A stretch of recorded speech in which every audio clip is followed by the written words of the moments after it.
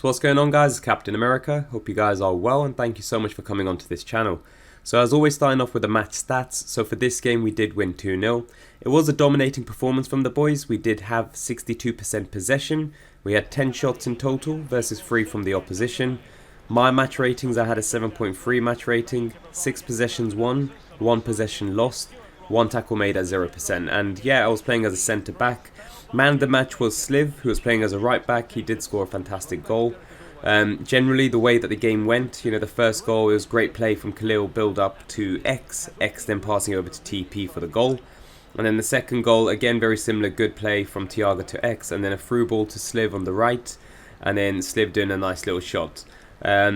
But yeah, it was a very dominating performance from our side. As mentioned, it was going to be a tight one, especially as I was up against a striker that was very similar height, 6'7", but bigger weight. So it was always going to be one of those ones, how to muscle that individual off, because it's always challenging playing with like bigger or more, let's say, physical players as a centre forward. But it's just trying to adapt the play, and literally it was a case where I'm doing a YouTube Shorts highlight later on today, so you can see how the performance or the snippets of my performance are on there, and you can see how physically I was getting into his head. And of course, with only 3 shots that they've done in total for the game, they didn't get that many crosses in. When we were getting it away as soon as possible. But again, a very strong performance from the boys, so GG's on that.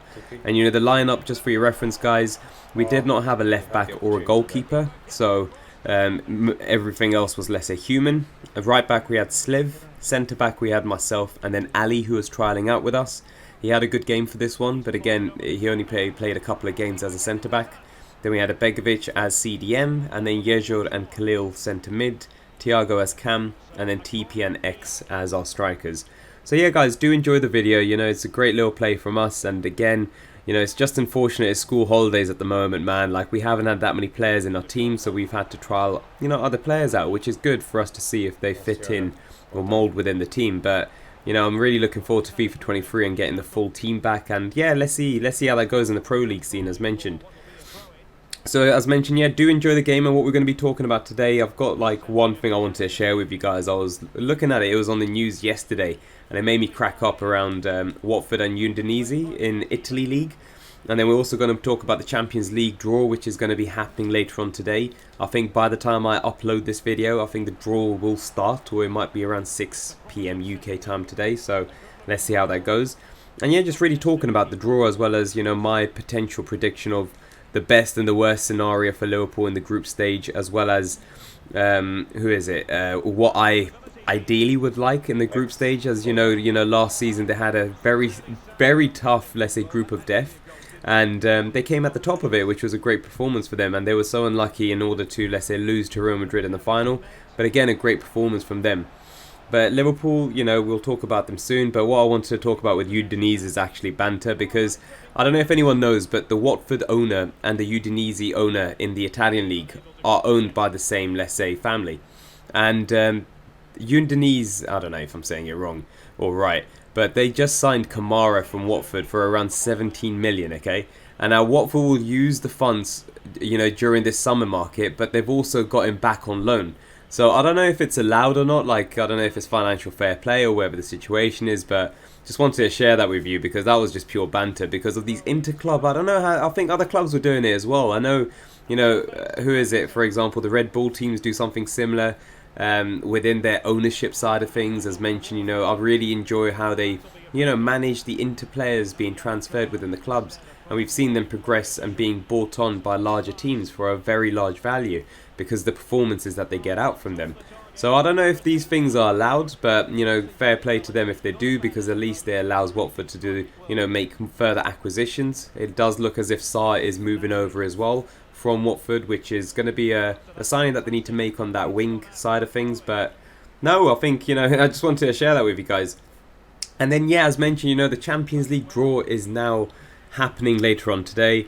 I don't know if anyone's seen the pots, but the pots draw looks very competitive regardless of the teams that are going to be, drawn within. In pot 1 you've got the likes of Real Madrid, Frankfurt, Man City, Milan, Bayern, Paris, Porto, Ajax. Pot 2 is where Liverpool is, and then you've got also Chelsea, Barcelona in there too, Juve, Atletico, Leipzig, Tottenham and Sevilla. So again, a very strong pot 2. Pot 3 is, mid-strong. So you got the likes of Dortmund. Unfortunately, yes, they did lose Haaland, but they haven't had a great start to the season. Then you got Salzburg, again, a very good Red Bull club. And you got Leipzig in pot 2 as well. Again, these Red Bull clubs are just absolutely insane. Then you got Shakhtar that always tends to do quite well in these Champions Leagues. Like at home, they've got some really good records, man, against the big teams. Then Inter, again, very strong team. Napoli as well, very strong. Then the Portuguese side of things, not so strong. Benfica, Sporting, and then Leverkusen as well. Pot 4, tad bit, a bit more easier. You got the likes of Haifa, Plzen, Celtic, Bruges, Copenhagen, Marseille, Dinamo Zagreb. Then, of course, Rangers with a good result yesterday against PSG. Bloody PSV in the Holland League. I don't know if anyone watched the match, but it was a great performance from them. The first leg was 2-2. And then for this one, Rangers did win 1-0. And again, it was very predominantly performance from, let's say, PSV. They were dominating quite a lot throughout the game. But again, Rangers were matching that as well. Very good ball play from Lawrence, who was very unlucky with his dribbling to then shoot and hit, I think, the post. But again, Rangers pressing on and then making, the goalkeeper do a mistake pass to the centre-back. The centre-back should have been a bit more aware, in my opinion, just seeing who's around. But really well done to Rangers to press on and then pass and then to score. So fantastic performance for them. And then, yeah, it's just been a great journey from them. As we all know, they did get moved down to League 2 in the Scottish division. And now they're back in the Champions League fully. And it's great to see them, being toe-to-toe with Celtic again. Which is always nice. And, the manager's done a fantastic job since Stevie G has left. A great asset to the team, and yeah, I think I'm really excited to see how they progress on within the Champions League as well as the Scottish League going forward. But yeah, guys, so what I feel in terms of Liverpool and what I'll be happy with, but then like it's going to be a case where the worst case for us is going to be very tough. Okay, so as mentioned, the pots are quite strong. So if the worst case for us that I predict would be Madrid, Liverpool, Inter. And then Rangers, they do play very well. I think they're going to be quite tough from the pot 4 side of things. I'll honestly be happy with like Bayern, Liverpool, Leverkusen and Plzen. I think that is what I'm going to predict is going to be the draw for Liverpool. So you got Bayern, Liverpool, Leverkusen and then Czech Plzen, and then the Czech team. I think I'll be happy with that. Firstly, because, we get to see Mane again, man. My boy. I miss him, man. 4 games, 4 goals. Absolutely insane for Bayern. They did win 7-0 just recently. And it was a strange moment as well where there was a goal that went through, but it hit his hand. He did mention it to the referee before the VAR check. So, it's that's the guy that he is, fantastic player and such a nice little down-to-earth individual. And then, funnily enough, he gets on. After the handball is done, the VAR says, yes, it's a handball. That's not a goal. Literally within like a minute and a half or so, he scores a goal. Like, man is on fire, man. Like, I do miss Mane, and we can see that with the Liverpool side at the moment, with the injuries that they've sustained, especially not making too many purchases as well. We've got Nunes, who had an absolute howler, let's say, against Crystal Palace. He should have, just been a bit more calmer, man. The physicality and the aggression within the Premier League has always been the case. It's from the grassroots days all the way up until the Premier League. It's always very physical.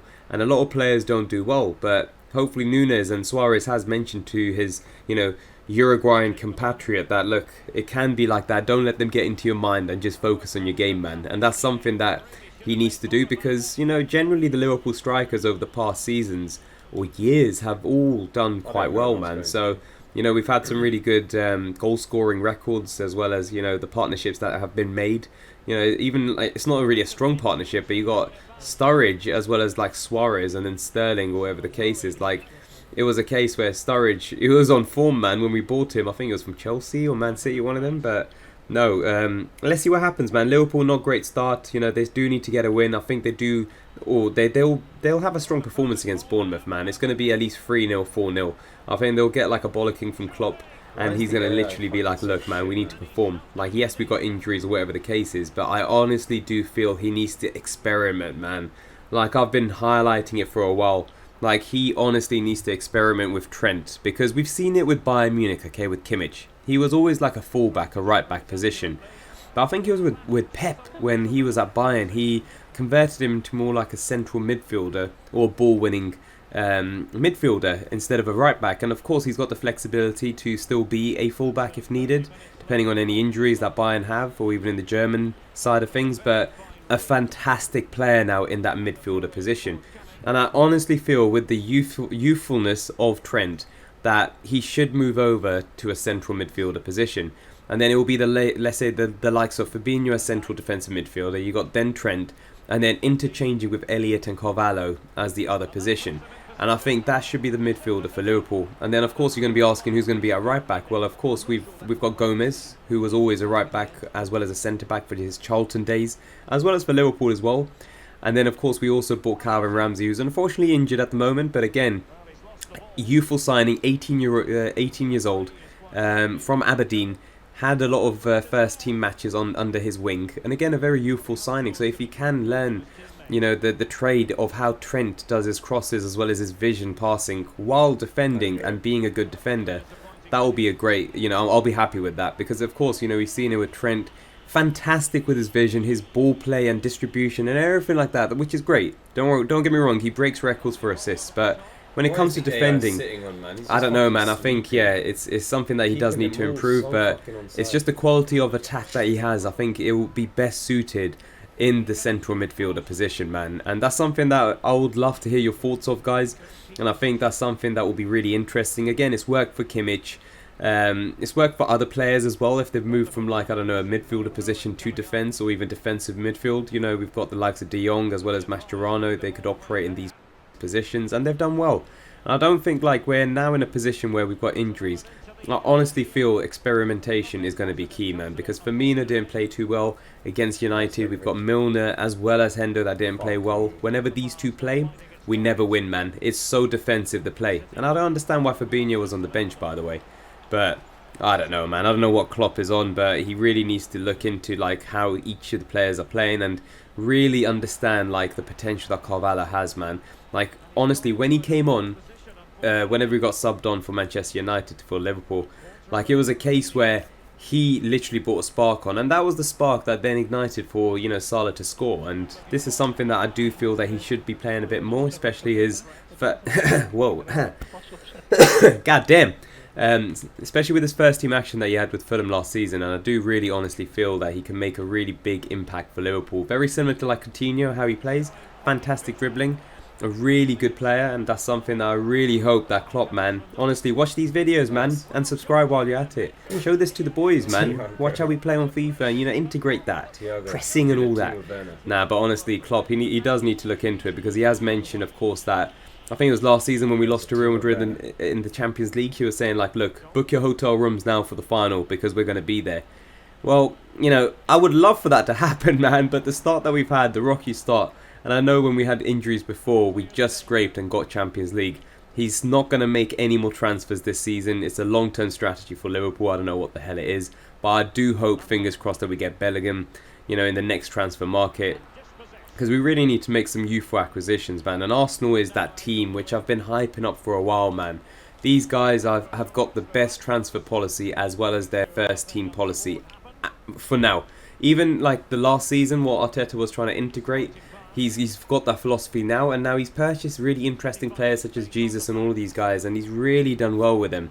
And honestly, I do feel that they will get third. I do see Liverpool as well as Man City just going away with it. Of course, both not doing too well with the rocky starts, in a way, you know, with Man City drawing as well to Newcastle 3-3.